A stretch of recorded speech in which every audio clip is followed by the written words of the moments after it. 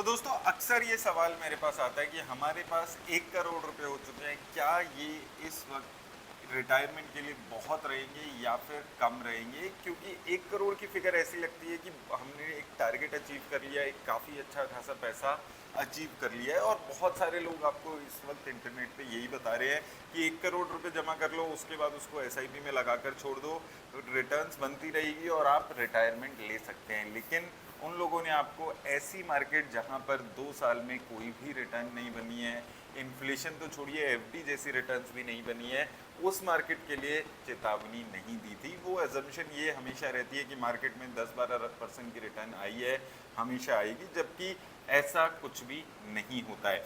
क्योंकि देखने में सुनने में अच्छा लगता है 1 करोड़ रुपए जमा हो चुके हैं, तो इस वीडियो में डिस्कस करने वाले हैं क्या 1 करोड़ रुपए आपकी रिटायरमेंट के लिए बहुत रहने वाले हैं। तो देखिए यहाँ पर आपको 2-3 फैक्टर्स कंसीडर करने पड़ेंगे। इस वक्त आपकी एज क्या है? आजकल लोग काफ़ी कोशिश करते हैं अर्ली रिटायर होने की, पैसा जमा करके। तो अगर आप इस वक्त 40 साल के हैं, आप अभी रिटायर होना चाहते हैं, तो क्या 1 करोड़ रुपए आपके लिए बहुत है? देखिए कितना पैसा आपके लिए बहुत है रिटायरमेंट के लिए, वो सिर्फ पैसे पे डिपेंड नहीं करता है, वो और भी मल्टीपल फैक्टर्स पे डिपेंड करता है। सबसे बड़ा फैक्टर आता है आपकी लाइफ एक्सपेक्टेंसी कितनी है। अगर आप 60 साल की उम्र में रिटायर हो रहे हैं, 70 साल की उम्र में रिटायर हो रहे हैं, या 40 साल की उम्र में रिटायर हो रहे हैं, अगर आप 40 साल की उम्र में रिटायर होने के बारे में सोच रहे हैं और आपको अगले 30-40 साल, अगर हम आपकी 70 ईयर्स की भी लाइफ एक्सपेक्टेंसी मान के चलते हैं और आपको अगले 30-40 साल इस 1 करोड़ के भरोसे निकालने हैं, तो क्या ये बहुत रहेंगे? बिल्कुल नहीं। क्योंकि यहाँ पर आपको अपना जो दूसरा फैक्टर है वो भी कंसीडर करना है, आपके मंथली एक्सपेंस कितने हैं। क्या आपके मंथली एक्सपेंस 10,000 रुपये हैं या 50,000 रुपये हैं? आपके पास घर अपना है या किराए पे रहते हैं? आप कि मेडिकल एक्सपेंसेस कितने हैं, वो सारी चीज़ें आपको कंसीडर करनी होगी।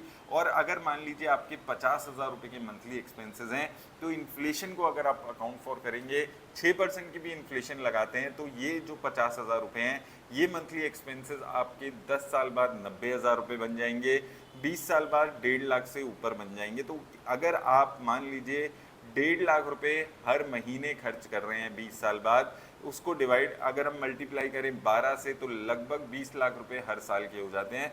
तो ये आपका कॉर्पस बहुत ज़्यादा लंबा नहीं चलने वाला है। अगर आप इसको कंसीडर कर रहे हैं कि आप बहुत लंबे टाइम के लिए अपना पैसा इन्वेस्ट कर रहे हैं, इसके साथ साथ दूसरा फैक्टर आता है, देखिए जैसे जैसे एज बढ़ती है मेडिकल एक्सपेंसेस बढ़ते हैं, आपका रिस्क कम होता है, तो आप इक्विटी में इन्वेस्ट करके उतने कंफर्टेबल नहीं होंगे। स्पेसिफिकली इस वक्त जो लोग 60-65 की एज में होंगे, वो लोग अगर स्टॉक मार्केट में इन्वेस्ट कर रहे होंगे, मैं अक्सर वीडियोस में बोलता हूँ कि लॉन्ग टर्म के लिए इन्वेस्ट करो, उनको नहीं पता कि उनके लिए पास 20 साल हैं या नहीं है, तो वो पेशेंस उनके पास नहीं होते। उनको कोई ऐसा जरिया चाहिए होता है जिनमें उनको पता हो कि इतने पैसे तो मिलेंगे, इसलिए फिक्स डिपॉजिट जैसी चीज़ें काम आती है।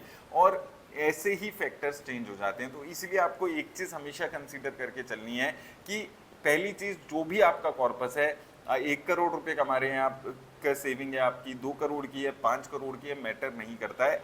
उसमें आप मान लीजिए कि हर साल आप 4% ही पैसा अपना निकालेंगे, उससे ज़्यादा नहीं निकालेंगे।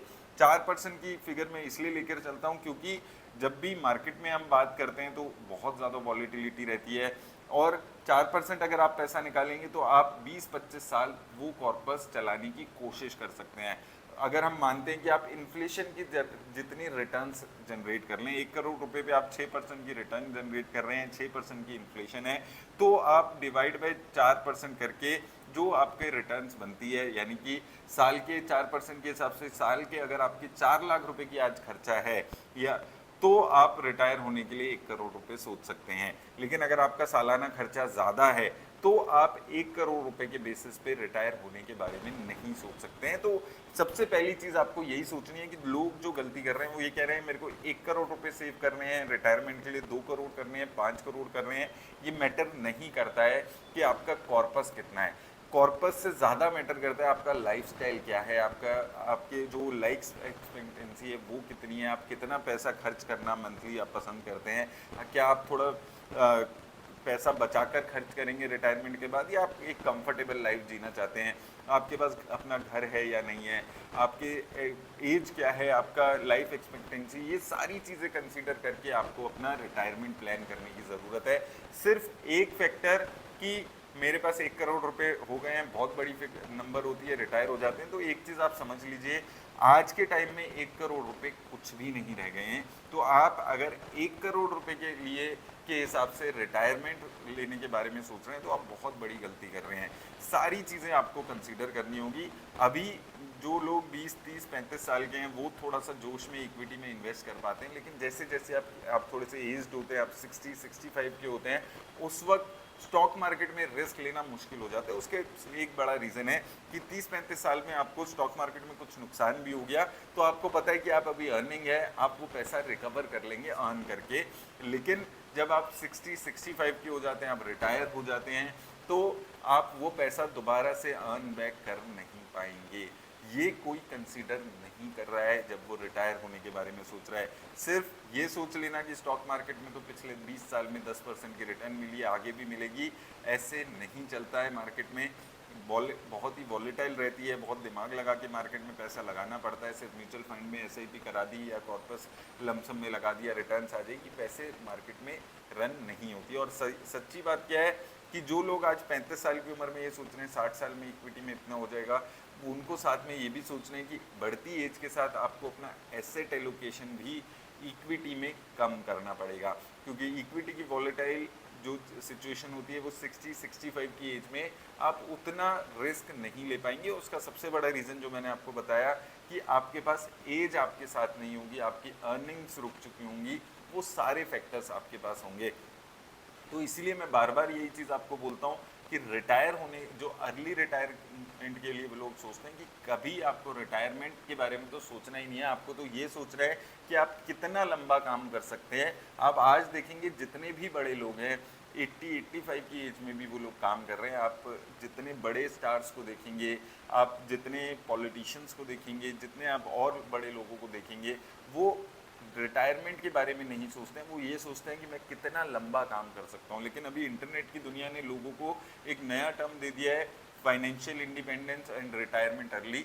वो आपको बिल्कुल भी नहीं सोचना है। देखिए, कहने के लिए किताबों में सुनने में बहुत अच्छा लगता है कि भाई अपना रिटायर होके हम तो गोवा में रहेंगे, वो सब फिल्मी बातें होती हैं, लेकिन एक एवरेज मिडिल क्लास के लिए सुख से रिटायर हो जाना भी बहुत बड़ी बात होती है। और आपको ये सोचना है कि कितने लंबे टाइम तक आप काम कर सकते हैं। आप 60 साल, 65 साल, 70 साल, क्या आप ऐसा प्रोफेशन चूज कर सकते हैं जिससे आप 60, 65, 70 साल की उम्र में भी काम के बारे में सोच सकें, काम कर सकें, ताकि आपका एक तो देखिए क्या है कि फ्यूचर चलता रहेगा, ज़िंदगी चलती रहेगी, और उसके साथ साथ आपका जो फाइनेंशियल डिपेंडेंस है अपनी रिटायरमेंट पे, स्टॉक मार्केट पे, FD पे, वो भी साथ साथ ख़त्म हो जाएगी। तो देखिए, पहली चीज़ तो है कि अगर आप रिटायर होने के बारे में सोच रहे हैं, सिर्फ कॉर्पस के बारे में नहीं सोचना कि मैं 1 करोड़ रुपए हो गए, बहुत होता है, 2 करोड़ रुपए हो गए, इवन 5 करोड़ रुपए हो गए। अगर आपके 5 करोड़ रुपए भी साल के आपने टोटल रिटायरमेंट के लिए इकट्ठा कर लिया, लेकिन आपका खर्चा